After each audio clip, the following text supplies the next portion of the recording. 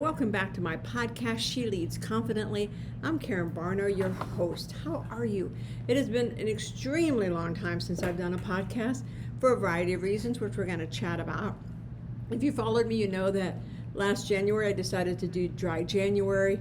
As somebody who I think drank too much, and probably people that knew me really well would agree that I drank too much, I decided to stop for a month.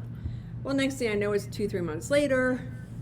So I, in essence, have pretty much quit drinking. When I say pretty much, I probably over the year have had maybe 8 drinks. So I don't know what you qualify that as. More of a social, if I'm out to dinner with somebody and they're having drinks, I'll have one. I may not drink it, but it just looks better.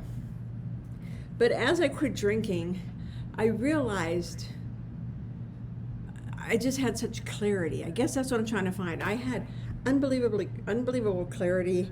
I keep getting these aha moments of why I wrestled with this and why I wrestled with that and, why I did all this stuff. But the biggest thing I realized was recently I had company into town, my sister, and we were talking about me having to run to the office. And she goes, I really don't know what you do. I'm like, you have got to be kidding. I've been doing this for 27 years. She was one of our cousins asked, and I didn't know what to tell her. So I'm telling my husband this a couple days later, and he's like, I'm not sure what you do. And I'm like, well, that's odd. So I started asking people. And finally I was having lunch with somebody, and she said, you have spent 27 years building Arizona Alpha. And it's AZALFA, not alfalfa. Building Arizona Alpha. You put that first, and you always kind of put you in the back burner. And I realized that in essence I lost who I was because I became such a big part of Arizona Alpha. I mean, I founded the organization. I helped build assisted living in Arizona. I was participating in the very first draft of rules back in 1997 all the way up until today. So I guess if you think assisted living in Arizona, probably my name would pop up in the top 3. And, if I really wanted to be, I don't know what the word is, probably the top 1 or 2. But I buried myself. And I realized with all this newfound clarity that in essence, I was playing small. I was hiding. I was so filled with fear that people were going to figure out I had no idea what I was doing. That I was clueless. And trust me, folks, I was clueless. And still to this day, I'll go to meetings and I'll sit and I'll listen. I'll be like, oh, I didn't know that. I didn't know that's how you did this or that because I didn't have to do it until I'm at that meeting, and now it's something a new skill set I have to learn. And I realized through this time that because I was so filled with fear and I played so small, I played small in every area. I have written 3 books. And probably if you ask most people that don't know me, they'd be like, really? Huh. I know people that are just in my periphery that don't know I've written books. I had one hit number 11 on Amazon and they didn't know because I played small. And I really, as I've gone through this year of deep introspective of who I am and what do I want, I realized first and foremost in 2024 I have got to help women, other women leaders. I am a CEO of a company. So for a lot of you guys that are like, well, how hard is it? You're the CEO of a company. You'd be amazed how many women leaders struggle with this, because at every turn there's times you get put down, there's times you get criticized. You get criticized by the men, you get criticized by the women. And if you don't have that strong self-belief, and I thought I did. I mean, I was in the military. I had a strong self-belief. I had one that I thought was unbeatable. But after you're on the front page of the paper a couple times, after your board members send out emails about, what a bum you are, after, you have people that you thought were your friends are not, you kind of start hiding and shrinking. And I have to, as I said, in 2024, show women leaders how to stop that, how to live fearlessly. And I know it's hard. I do. I had somebody a couple months ago, somebody's friendship who I valued very much, and she was starting this new part of a segment within her association. And I was pushing her, you're doing great. And then for some reason, because I played small, I decided to go blaze my own trail. I'm going to go do it this way. Because I could see how big she was going to do, And I was so afraid of being caught as a fraud or an imposter that I blew up the friendship, I blew up everything. And this isn't unique. I coach women, and I'm doing more and more coaching, and I find out they can all look back to their past and see, oh, I was so scared at that moment that I knew I had to go to that meeting, and I knew they were filled with this people, and I blew it up. I said I couldn't go, children sick, anything they could think of. My mission is to help women stop doing this, to be better prepared. And the way you're better prepared is when you understand who you are. What is your driving force? What is it that you really want to accomplish? Because a lot of us end up in jobs. I mean, if you would have told me 25 years ago or 27 years ago I'd be CEO of a company and I would help build a segment of healthcare, I'd be like, you are nuts, you're on crack, no way. And yet here I sit. And people will be like, and this is why you get imposter syndrome. I can't tell how many people have been like, well, you're in the right place at the right time. Well, it's 3 millionaire, billionaire, and you only made 38,000, so what the heck? The whole time I was telling that story, all these years, I was minimizing my abilities. I was pushing myself to think small, to play small, because if I would have made more, if I would have made 40,000, they might not have gave me the job. They gave me the job because I was the most qualified in the room. I was young, I was eager, I was ready to go get it, and they recognized talent. And even saying that is like, people are gonna be like, oh, please get over yourself. I can't tell how many times I've been called conceited and egotistical and narcissist, and that makes you play small. And we're gonna stop that, ladies. I mean, this podcast is She Leads Confidently. I want every one of you to find your blue rose. I'm rewriting one of my books, and if you follow me on Facebook or LinkedIn, I'll be talking more and more about it because it's going to be out hopefully by mid-January. We're a Blue Rose bookstore where Annie, the character, goes to an island to just kind of heal, to kind of figure it out, and it takes you through the Blue Rose method, which is 7 steps of healing. Because I gotta help everybody.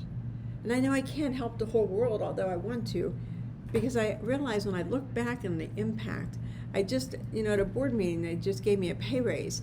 And one of them said, well, she really wants this much. And I'm like, well, yeah. Because if I would have asked for my value in the very beginning, I'd be more than that much. But because I didn't ask for my value, they'd be like, we're going to give you a pay raise. I'd be like, well, I'm going to give it to my team, or I'm going to do this. Or if I had team members that weren't performing, it was just like, that's okay, they'll figure it out. I'll pick up the slack. That's playing small. Sometimes we don't recognize it.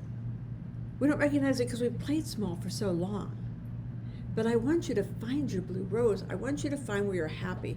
And that's the first thing. I mean, I've been blessed. I love this job. Love this job. But, I've talked to so many women leaders when I coach them, and they'll be like, well, I'm not really all that happy. Well, why are you there? Well, I don't know what else I could do, and I just kind of fell into this job.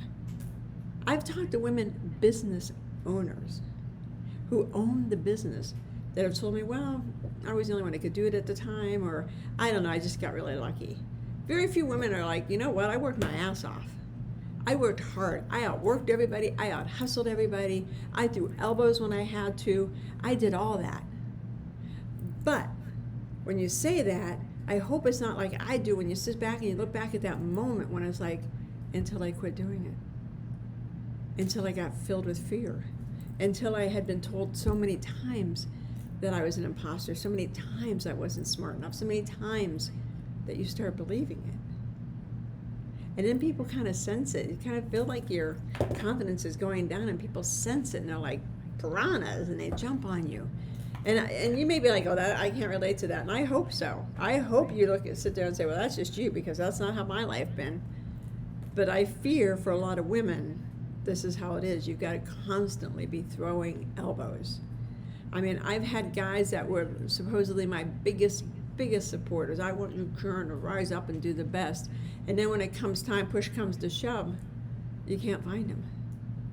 Because it's easy to say, I want you to do that. It's hard to step up in front of a room full of people and say, you're our person. And so if you can relate to this, you've got to start tuning in this podcast. So I'm going to start talking more about my epiphanies that I had. And again, I mean, I guess I could back up and say it all started back in October 2022 when, I went to a shower, there was a storm, and I just sat on the side of the storm, and I see the storm coming in and it clears, and I think it means you've been in a storm, it's over. No, it meant you're heading into a storm. And I have been in a storm. I have put my head down. I've had people that call me and say, how come you don't come out anymore? Why don't we go to happy hour? Why don't we go to lunch? I'm like, no, I have my head down. I got to fix me. I've got to figure out what wounds I have that have gone unhealed. If I want to live my best life, if I want to live my most confident, best, happy life, I've got to figure out why I'm not there. Where am I stuck at? Is it getting attention? Is it low self-esteem? It's a whole bunch of stuff. But I had to figure out where I was stuck. What part of my story? Because we all tell ourselves stories. We all tell our stories from childhood. My sister, like I said, she was here recently, and we were telling a story. And I'm like, oh my God, I can't tell how many times that happened. And she looked at me and she says, what are you talking about? And I said, oh, this one thing. And she's like, Karen, it happened once. I'm like, no, it didn't. She goes, Karen, it happened once. Why'd you think it was repeated? I'm like, I don't know. Then we're talking about another story where, she was choking and the police came and they thought my dad was doing child abuse. It wasn't. She actually swallowed a tooth. But in my mind, it wasn't swallowing the tooth. In my mind, Dad was beating her, and how could he do that? Because he was such a nice guy. But I had that memory in the back of my mind, which didn't jade how I looked at my dad. It jaded how I looked at men. See? And so when she's telling me, she's like, no, Dad was pounding on my back, getting a tooth out, and there was blood, yada, yada, yada. Check your stories. If you don't have siblings, it doesn't matter. Make up your own story. We make them up anyway. We tell ourselves these stories and repeat them and repeat them. If you followed me, I've repeated over and over about how I barely graduated from high school and, I was underestimated and nobody thought I could do anything. And why am I telling that story? I'm done with that story. We're going to talk about, I got out of high school. I put myself through college. I paid my own way to college. How did I do it? I joined the Air Force because back then they had the GI Bill, which was a full ride. And it should be that way today. I'm still very upset that vets don't get this. It was a full ride plus a large amount of money every month that I had for like 60 months, for a long period of time. I won't go into that. I put myself through college. Nobody paid for it. I did it myself. Every job I got myself. But that wasn't the story I would tell myself. It'd be like, well, I was at the right place at the right time. I was talking to somebody a couple days ago. And she's like, where are you at in the birth order? Because she's a big birth order person. I said, I'm the youngest. She said, wow, really? The youngest isn't usually the most successful.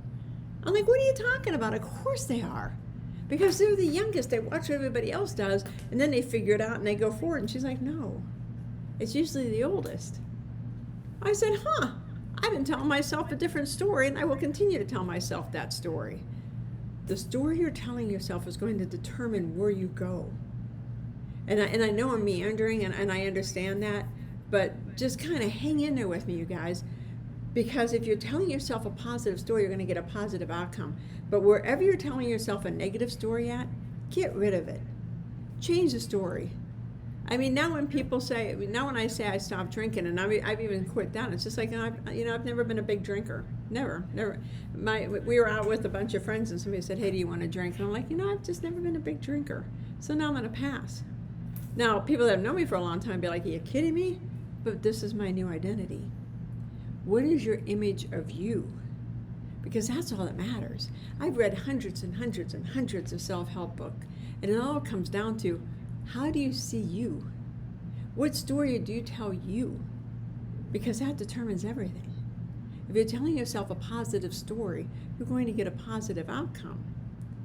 And changing it, you get a growth mindset. A growth mindset helps you see the bigger picture. A fixed mindset, you see yourself here at this age doing this thing, and I'm going to do the next thing and the next thing and the next thing.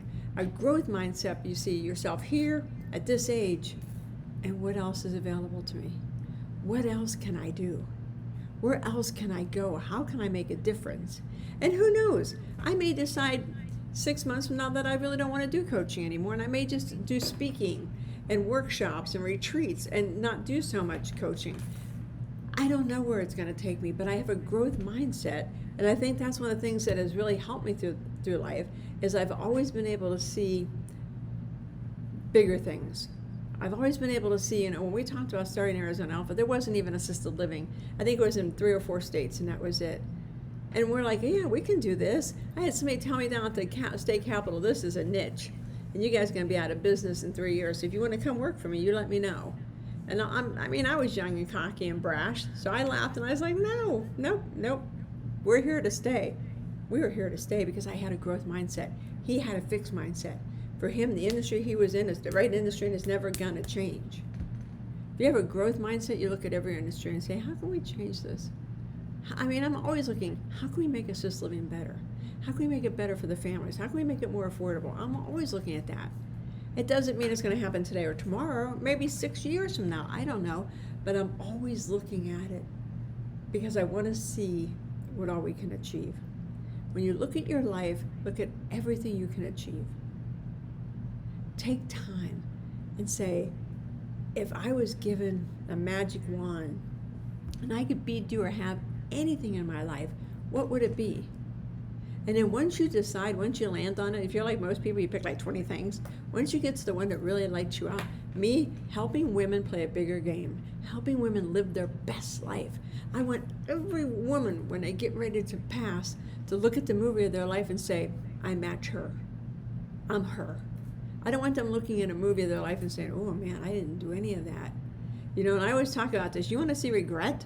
Go to an assisted living community or a nursing home and talk to people. And they'll be like, well, I wish I would have traveled, got to college, done this, done that. Don't have regret. No regret, you guys. Go all in on your life. You have one life. I just had another friend tell me somebody that she worked with just died. Just died. That's how it sometimes happens. Now, probably on her way to heaven, she was like, man, if only I would have known, I would have done this, this, and this. Don't do that. Just do this, this, and this. Just live your best life. And if you need any help, reach out to me. You can follow me on my YouTube channel, Karen Barno. You can follow me on my Facebook, Karen Barno. Obviously, there's a theme. Spiritual Adventures is my free Facebook group. Or my LinkedIn page. I spend more time actually over on LinkedIn and on my Facebook. And I'm also an Amazon influencer, so if you want to check out any of that, that's great as well. I would never have told people this. I've been an Amazon influencer for a while now, never told anybody. Because it's like, well, who am I? Aren't I bragging? Aren't I kind of, being a little queen over here? You can be a queen. You can be the empress. Because who cares? It's your life. Live your life to the fullest. Find your blue rose and run with it. Find your calling and do everything you can to go after it. I hope this helped you guys. If you have any questions, please ask me. If this resonated with you, please give me a like. If you're watching this on YouTube or if it's been chopped up, whatever they call that choppy thing with the videos, give me a like, give me a subscribe, because I've got to get this message out to women that it's okay to play a big game. It's okay to be confident. It's okay to have a swagger. It's okay to look at people and say, well, you guys all wrote this on a form and I wrote something totally different. And you may not like what I wrote, and I may not like what you wrote, but who cares? We're all going to come to a meeting in the middle at some point. Don't hide your greatness. Embrace it. Don't hide your uniqueness. That's what makes you amazing, is your uniqueness. Find that 1 or 2 things that make you so unique. I can read energy in a snap. I can walk into a room and tell you the energy of a room in a snap. I can point to people and say this one in a snap. That's what I'm good at. That's why I do coaching. That's why I want to help people. And that's why all those years of drinking was because I couldn't deal with these voices in my head. And it's not like that. It's not like, I have conversations with them. Man, I couldn't deal with all this stuff around me. I didn't know how to get an understanding. But over the past year, I've been able to sit down and say, okay, you're an energy reader. That's fine. You intuitively see people's boo-boos, meaning, oh, you have a broken leg. Oh, do you know you tore your ligament? Oh, that's who I am. Whatever your uniqueness, whatever your greatness is, don't run away, run to it. I know I've said goodbye like 10 times and I keep sitting here because I'm just so passionate about this topic.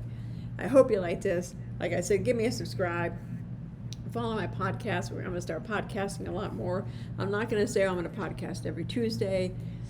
Because I think that's just too restricting. I think I'm just going to podcast when I feel like it. If I feel like podcasting tomorrow, I will.